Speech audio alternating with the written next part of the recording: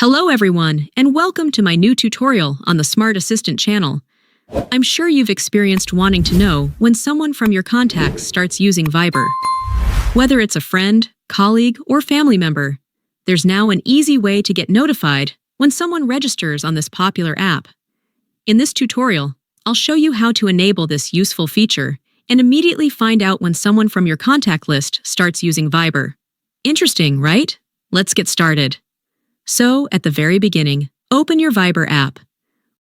When you're on the main screen of Viber, in the bottom right corner, you'll see 3 dots. Tap them, and that will open a menu with options. In the menu, find the Settings option and tap on it. Once you're in the settings, find the Notifications option and tap on it. On the Notification Settings page, you'll see different options to control your notifications. Find the option called Contact Joined Viber and tap it to enable it.